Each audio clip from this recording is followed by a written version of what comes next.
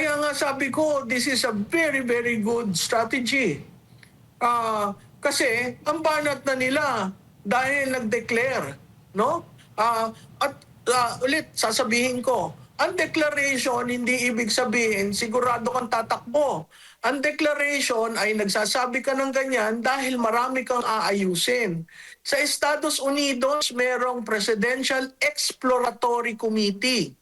Yan ay nag-e-explore, tatakbo ba ako o hindi, bago talagang maghayagan, no?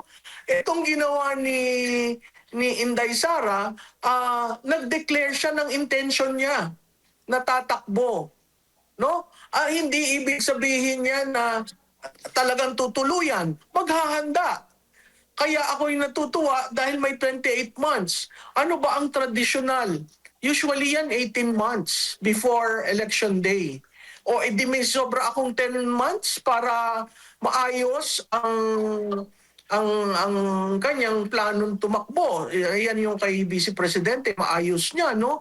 At makikita natin diyan, wala siyang partido, wala siyang pera, wala siyang line-up, wala siyang Vice Presidente, wala siyang kandidato sa House, sa House, sa Senate at saka sa local government.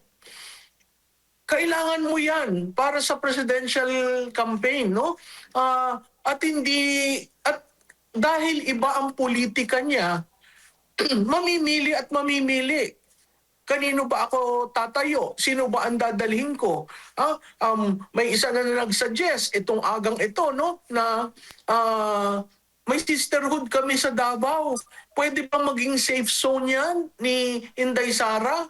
May mga ganun. So, may mga individual na nagsasalita na, may mga individual na nagpaparating na sa kanya na pasensya ka na, nakapirma kami dun sa una, pero napilitan lang kami, pwede ba kaming pumunta? Kung pupunta ka at tatawid ka, anong partido?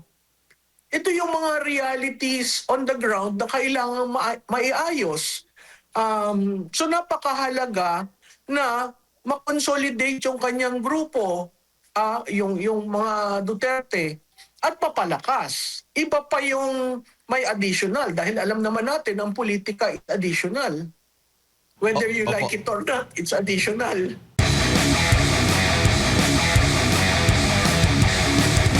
Yung epekto nito sa impeachment, kasi alam natin numbers game ito, nakikita nyo rin po ba na sa hanay po na dyan sa, lalo na una, dyan sa Kamara, either dyan ba sa komite o di kayo sa kabuuan sa plenaryo, maiiba ang magiging tahak nitong proseso or itong impeachment case po laban kay VP Sara?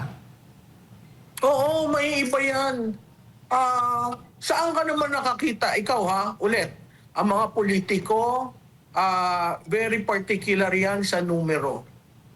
Kung nakikita mo yung nagdeklara kahapon ay siya ang leading candidate, ikaw pa naman isasagasa dyan?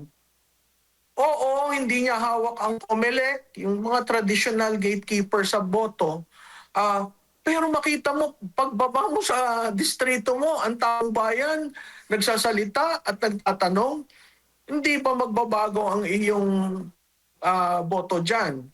Ang balita ko, Admar, may 106 composed of party list and Northern Luzon Alliance, 106. Mababa yun dun sa 256. Na 256 ba nung impeachment na una, no? Yung bang 106 tatagal?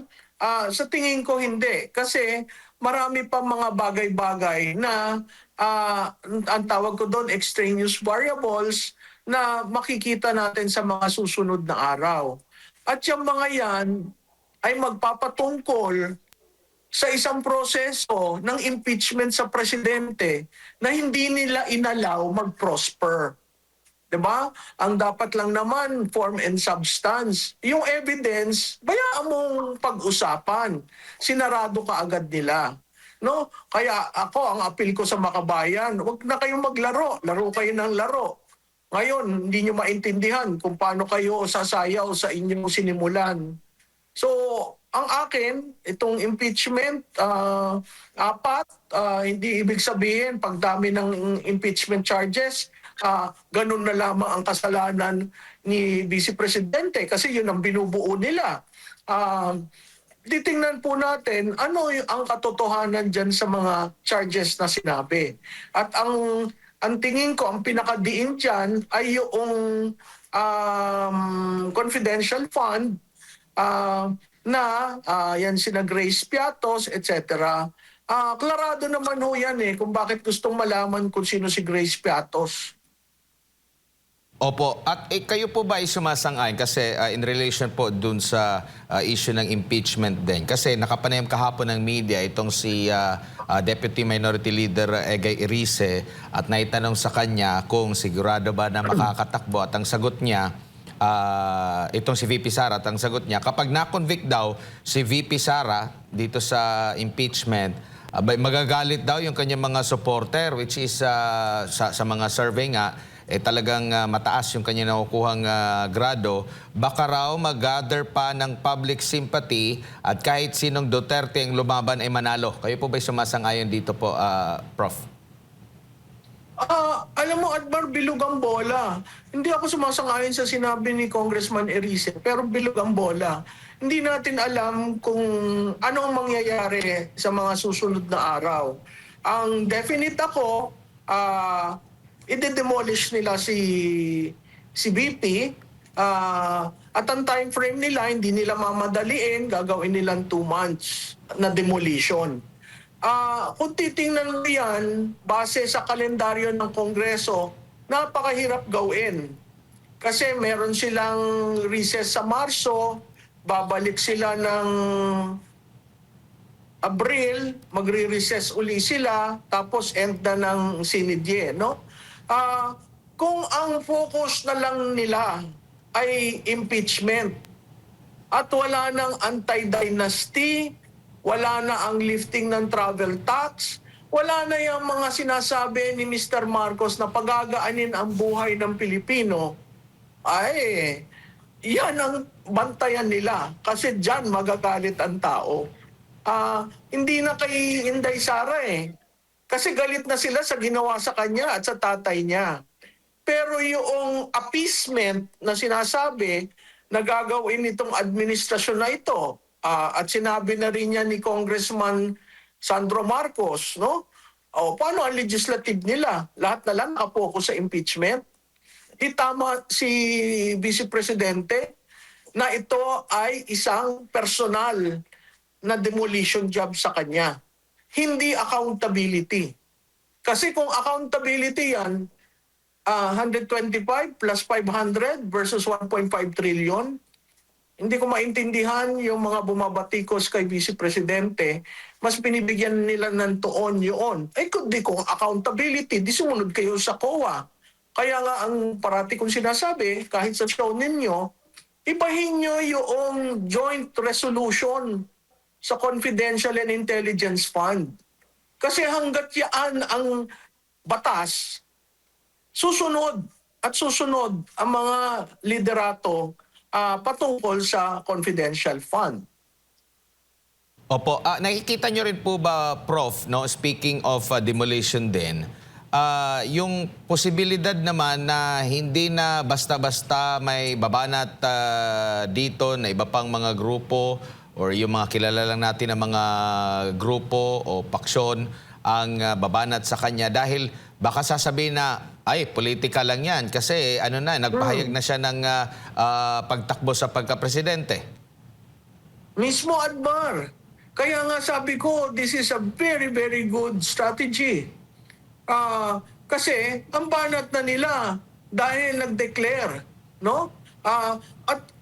Ulit, sasabihin ko, ang declaration hindi ibig sabihin sigurado kang tatakbo. Ang declaration ay nagsasabi ka ng ganyan dahil marami kang aayusin. Sa Estados Unidos, merong Presidential Exploratory Committee. Yan ay nag-e-explore, tatakbo ba ako o hindi, bago talagang maghayagan. No? Itong ginawa ni Inday Sara, nag-declare siya ng intention niya na tatakbo. no? Hindi ibig sabihin yan na talagang tutuluyan. Maghahanda. Kaya ako'y natutuwa dahil may 28 months. Ano ba ang traditional? Usually yan 18 months before election day. O edi may sobra akong 10 months para maayos ang kanyang planong tumakbo. Yan yung kay Vice Presidente, maayos niya, no? At makikita natin diyan, wala siyang partido, wala siyang pera, wala siyang line-up, wala siyang Vice Presidente, wala siyang kandidato sa House, sa House, sa Senate, at saka sa local government. Kailangan mo yan para sa presidential campaign, no? At dahil iba ang politika niya, mamimili at mamimili. Kanino ba ako tatayo? Sino ba ang dadalhin ko? May isa na nag-suggest itong agang ito, no? Na may sisterhood kami sa Davao. Pwede ba maging safe zone yan ni Inday Sara? May mga ganun. So, may mga individual na nagsasalita na, may mga individual na nagpaparating na sa kanya na pasensya ka na, nakapirma kami dun sa una, pero napilitan lang kami, pwede ba kaming pumunta? Kung pupunta ka at tatawid ka, anong partido? Ito yung mga realities on the ground na kailangan maiayos. So napakahalaga na makonsolidate yung kanyang grupo, yung mga Duterte, at papalakas. Iba pa yung may additional dahil alam naman natin ang politika is additional. Whether you like it or not, it's additional. Opo, at speaking of itong mga maaring maging manira sa kanya, meron pong pahayag yung si Attorney Conti na baka raw mababanggit doon sa kaso ni President Rodrigo Duterte doon sa ICC ang pangalan ni Vice President Sara Duterte. Ano po masasabi niyo rito, Prof? Ay, go ahead, Attorney Conti. Total naman yan, si Attorney Conti, sayaw ng sayaw sa hangin eh. Hindi mo maintindihan. Meron ba siyang witness? Nagpatawag siya. I mean, these people, they do all sorts of things just to ensure na yung mga Duterte nasa defending side, no? Kung mabanggit, di mabanggit. Di ba? And let the facts bear that out. Kasi yung sinasabi niya, involved rin daw. Paano naging involved? Hindi naman siya nasa national. Kung sa Davao, nasa ng preba nyo? Alam mo, madaling mag-akusa eh. Ang pag-aakusa eh, 5-5, no? 10-5. Akusa ka ng akusa. Pagdating sa facts, babagsak. Bakit ka nag-aakusa? Kasi mahina yung facts mo. Kasi kung malakas yung facts mo, hindi ka mag-aakusa. Hintayin mo na lang yung hearing to present the facts. So kay Attorney Conti, kung gusto niyo isama niyo na lahat. Opo.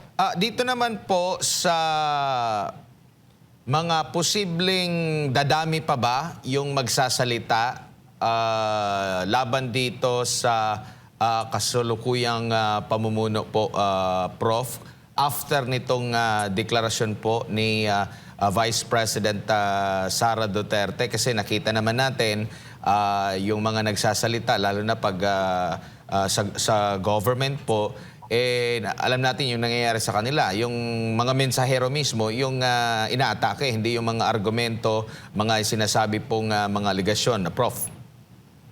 Alam mo, Admar, tama ka, no? Magsasalita ba? Ako'y naniniwala na ang pahayag ni Vice Presidente Inday ay magpapalakas ng kanilang loob. Naniniwala ako na ngayon may tumindig na leader. Ayokong gamitin yung oposisyon kasi ibang klase yung oposisyon, hindi mo maintindihan kung sino. Anti-Marcos Bloc, no? Na ngayon may muka ang anti-Marcos Bloc at ang muka ay Vice Presidente. Kung ikaw ay may gustong sabihin, kung ikaw ay may alam sa mga nangyari dito sa flood control project, hindi lang yan. Sa PDIC, sa PhilHealth, lahat. Nandyan si Vice Presidente. So ngayon may muka. at may leader. Opo. Ako'y naniniwala na magbabago at mas marami pa ang lalabas na magpahayag ng katiwalian dito sa administrasyong ito. Prof, nabanggit mo yung opposition na di mo malaman kung opposition ba talaga o hindi. Nakikita nyo rin po ba na dapat na rin silang maglabas or sabayan kung sino man yung kanilang magiging pambato laban dito kay Vice President Sara Duterte? O hanggang sa kasalukuyan, nakikita nyo rin na pahirapan din sa kanila yung paghahanap kung sino man kasi parang patuloy pa yata yung panawagan na magkaroon ng pagkakaisa kuno sa oposisyon. Adman, maganda yung tanong mo. Itong paghayag niya, mapipilitan ang administrasyon na pumili at bilisan ang kanilang pagpili. Mapipilitan rin ang oposisyon. Yan ay ang pink, ang dilaw at kung ano-ano pa. Na pumili at maayos yung kanilang pagpili. Lahat sila will have to react. Kaya yun nga ang kagandahan ng pahayag ni Inday. Everybody reacted in the way they were being made to react. So, ang paniniwala ko dyan, mas bibilis ang pagpili at mas bibilis sa side ng administrasyon na makipag-deal. Kailangan kong basagin ang boto ni Inday. Kailangan ko ng third force. Di ba may puti na nga nag-declare ng third force. Hindi ko lang nga masabi. Ang galing-galing naman ng puting yun. Alam ang Pilipinas, no? So may third force, may fourth force. At pag titingnan mo ang kasaysayan sa presidential politics, marami usually kandidatong tumatakbo. Tapos sa dulo ng hihina, bumibitaw. Yung iba dyan, namemera, di ba? Nagpa-fundraising. Yung iba, talagang na-accept nila yung reality na wala sa kanila ang tao. So mapapaaga lahat ito. Huwag kang maniwala na, ay, ang aga-aga niyan. Hindi, ngayon pa lang, pustahan tayo, may nagmi-meeting na para sa 2028. Opo, and Kagabi, palita ko may nag-meeting tungkol sa 2028 dahil sa announcement niya. nako. Pero wala pa kayo sa kasalukuyan na mga lumilitaw na pangalan na magiging mabigat na katunggali ni Vice President Sara Duterte. Nandun na yung sinasabing kahandaan ni Senadora Risa, si VP Leni, at iba pang mga pangalan. Ito bang mga pangalan na ito na lumilitaw kayang matapatan sa kasalukuyan itong si VP Sara? Mahihirapan. Dahil hindi naman sila nag-undergo ng ganun demolition at mag-undergo ng ganun demolition eh. Malilinis yung mga yan. Hindi, di ba? Yun nga ang isa, pinackage na parang santo. So, ang tingin ko, mahihirapan ring humayag. Dahil, ganun pa rin, usapin ng makinarya, usapin ng pondo, ang mahihirapan mamili ng kandidato ay yung administrasyon. Kandidato kasi nasa kanila yung pondo at makinarya. Pero babalik ulit tayo sa kasaysayan. Yung bang may pondo, yung bang may makinarya, nananalo ng eleksyon. Kaya balik tayo na sa kasaysayan. Yung sinasabi nila, maaga pa yan. Tingnan mo nangyari kay Binay, tingnan mo nangyari kay Villar. Oo, given yon. Pero iba namang circumstance si Inday Sara. Opo, napag-uusapan po ito po, Prof. Sapat na ba yung naging experience at naging katatagan ni Vice President Sara Duterte sa nakalipas na mga taon na siya talaga ay tinuligsa, binato ng putik sa natitirang taon ng termino na makaka-injure ulit siya? Alam mo, yung pagtuligsa, yung putik, sapat na ba? Sobra-sobra nga no? Doon sa tanong mo, makaka-endure ba siya? Ako'y naniniwala na kakayanin niya. Doon sa maagang pagtapon ng putik yan, at yun ay parte na rin lang ng pagdating ng kampanya na itapon na. Ano pa ba namang itatapon? Opo. Diba? usually sa kampanya nagkakaroon ng krisis dahil biglang all of a sudden may ganito, may ganyan. Ngayon, ah, ah, meron kang 10 months ng 2026, meron kang 12 months ng 2027, at meron kang 6 months ng 2028. Mamili kayo. Opo, huli na lang po, Prof. Doon po sa mga maaring magtanong o hindi Duterte at magtatanong, ano bang may pagmamalaki niyang si VP Sara Duterte? Baka dahil lang sa kanyang apelido at ano ba ang naging performance niya? VP lang siya. Ano ba ang naging performance niya? Or may higit pang dapat malaman yung mga hindi pa nakakaalam po, Prof, tungkol po kay Vice President Sara?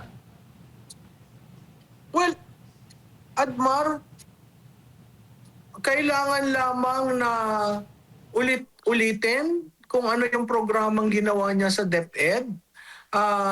Ang isang natatandaan ko dyan, siya ang nagbigay ng less administrative load sa teachers.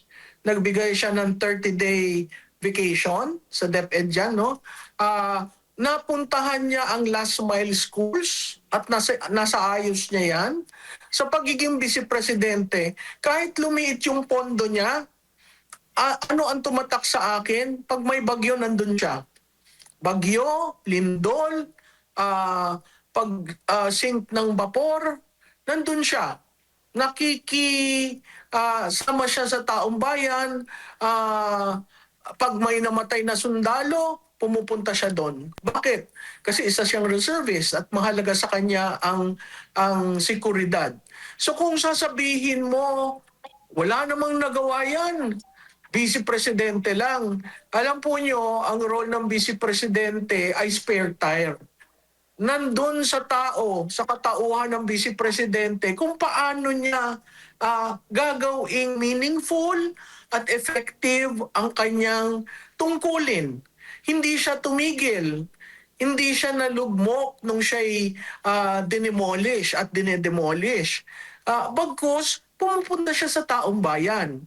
Ngayon, dun sa batikos na, parati naman siyang travel ng travel. Kayo kaya, kung ang tatay niyo'y dinala sa isang foreign country na against sa will nung tao, hindi ba kailangan nandun ka rin? Hindi ba pagiging pamilyang Pilipino yung tutulungan mo ang tatay mo, sisiguraduhin mo okay siya? So, kung titingnan mo, susumatotalin mo ang nagawa ni Vice Presidente, mas markado pa nga kisa sa presidente hindi mo maintindihan kung saan siya talaga. At kung ikukumpara mo naman, Prof, as a Jade po ito ulit, kay Pangulong Bongbong Marcos Jr., si Vice President Sara Duterte ay naoobserbahan, napapansin natin yung pag-iikot nga, hindi lamang sa labas ng bansa, kundi mismo dito sa ating bansa. At alam niya mismo yung pulso ng ating bayan. Oo, alam mo, malaking bagay yan sa isang national leader. Siguro sa local, hindi masyado. Kasi ang inaalam mo yung ano nangyayari sa barangay. Pero ito, yung mga lugar na hindi pinupuntahan niya. So sa kanya, hindi porke malayo ka, ilan lang ang botante dyan, hindi ko na pupuntahan. Iba nga ang molde, iba ang mold ng Inday Sara. Kaya napakahirap sa mga politiko na tatamad-tamad ang maintindihan siya. On the other hand, napakahirap sa isang politiko na masipag at mahal ang kanilang constituent na hindi mo kakargahin si Inday Sara dahil wala namang kayong pinagkaiba. Prof, pahabol ko lang, Prof. Sino po or meron po bang dapat na criteria kinakikita na dapat na maging katandem ni Vice President Sara para solido po pagdating sa 2028? Alam mo, maraming mga pangalan na, kita mo biglang naglabasan na ngayon ang mga pangalan. Sabi ko, ang bilis naman yan. Sa tingin ko, critical ang Luzon. Strategically, in terms of votes, 54% ang Luzon. Kaya mo ba kung Mindanao at Visayas ka? Pwede, pero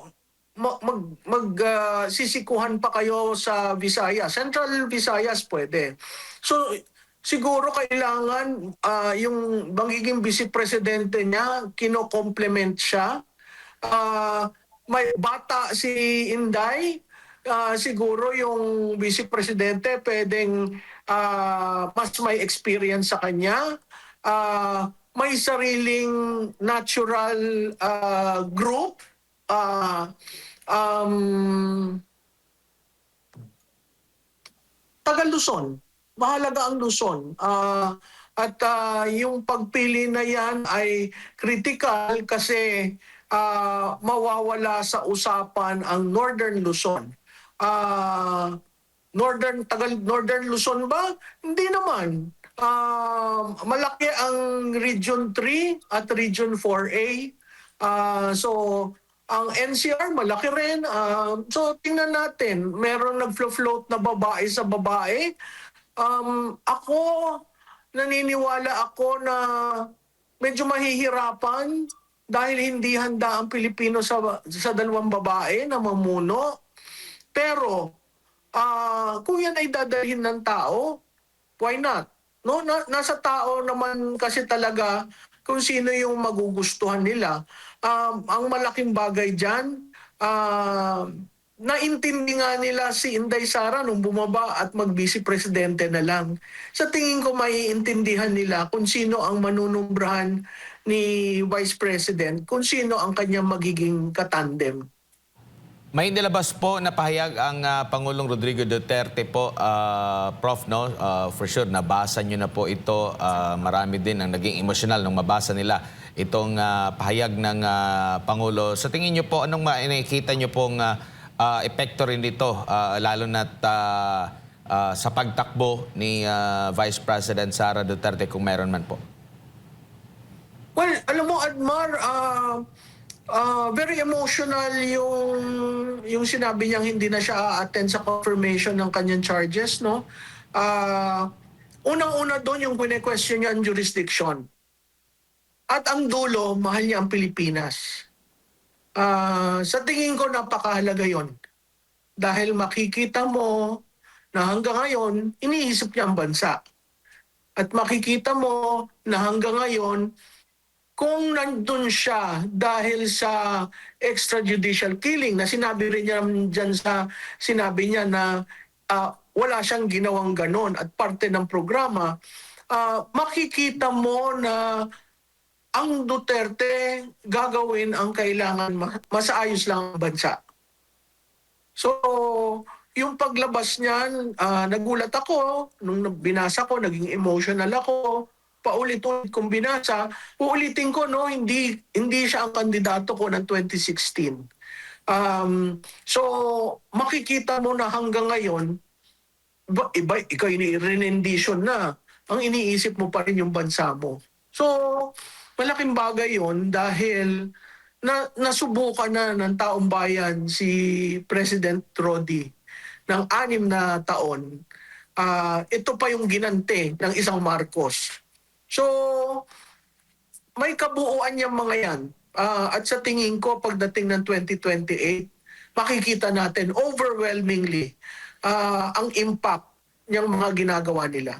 Opo. Prof, ngayon, ay siyempre marami nakikita natin, sabi mo nga kanina, may mukha na. Yung taong bayan, may direksyon na, may signal na doon sa mga pro-Duterte na ito na nga ay tatakbo si Vice President Sara Duterte. Papaano naman po doon sa proseso ng ating halalan? Dapat ba ngayon pa lang ay paghandaan na po ito ng Commission on Elections? Lalo na't marami po ang nagdududa ng mga nakaraang eleksyon. Oo, nako Jade, yan ang problemang isa pa. Meron nga akong kausap, ang sabi, anong gagawin natin kay Chairman Garcia? Sabi ko, wala, inaandyan siya, may term siya, di ba? Sa tingin ko, mag-expire yung term niya several days before the election. So kailangan paghandaan. At kailangan ayusin. Nakita nyo naman sila doon sa paghahanda sa BARM election. Diba? So kailangan ayusin. Hindi naman pwede ang COMELEC na nang tutulog pag walang eleksyon, pag dating sa eleksyon, doon lamang gagalaw. So kailangan ayusin yung voters list, kailangan ayusin yung problema na nangyari noong 2025. 'Di ba? Maraming bagay eh. At dito sa hanay siguro ng mga supporters ni Duterte, kailangan magsama-sama lalo na yung may mga tech know-how kung paano babantayan ang boto. Ganitong kaaga, kailangan planuhin 'yan. Opo, lalo na't may pahayag po ang palasyo. Good luck. Sa tingin po ninyo, bakit ganun ka-confident ang administrasyon na patungkol nga po dito o kaugnay nga dito sa deklarasyon ng Vice Presidente tatakbo sa pagkapangulo? Alam mo, Jade, yung good luck, maraming ibig sabihin yan eh. Good luck na, naku, siya na, di ba? Hindi nagpakita ng takot. Good luck na nasa amin ang makinarya, nasa amin ang pondo. Good luck na, anong batikos sasabihin mo kay Vice Presidente? Pero ako, ibabalik ko sa kanila, good luck sa paghanap ng inyong kandidato. Good luck na sana magpakatotoo kayo na hindi kayo maglalagay ng mga surrogate candidates para lamang masagin ang boto ni Inday. Opo. Siguro, Prof, huling mensahe po ninyo, lalo't batay sa mga nakikita nating mga survey sa social media, marami pong natutuwa dito nga sa naging desisyon ng pangalawang Pangulo na tatakbong Pangulo sa susunod na eleksyon. Sa mga kasamahan sa Duterte, tayo po ay umupo, mag-usap para walang sapawan at nagkakaintindihan ng bawat role. Meron ho tayong 28 months. Dapat ang deklarasyon December 2026 pero napaaga. Gamitin po natin yung panahon para ayusin ang ating mga grupo. Sa mga politiko, uulitin ko, ang 2028 is an anti-incumbency campaign. Kung ikaw ay incumbent at ikaw ay kumamal ng daming pondo at binulsa mo yan, maasahan ho nyo, sisipain kayo ng botante. Pangatlo, dun sa tunay na nagseserbisyo, tindigan nyo lang ho yung inyong serbisyo. At ang Pilipino naman ho, marunong tumingin sa tunay na serbisyo. At pang-apat, dun sa administrasyon, sana tigilin nyo yung si undersecretary nyo. Siya ang nagkokos ng pagbaba ng Pangulo. Hindi press officer ang bumabatikos politically. Pagsalitain niya yung political advisor nyo o kung sino man yan, humanap kayo ng ibang tao para hindi ang pagsasalita niya tungkol sa impormasyon ukol sa ginagawa ng Pangulo ay lahat ay batikos na lamang para sa Duterte. At panglima, sa media, sana maging fair kayo sa mainstream media kasi yung mga tanong na leaning towards a certain conclusion, napakahirap po niyan kasi pinipinturahan nyo na kaagad ang hindi pa nagaganap.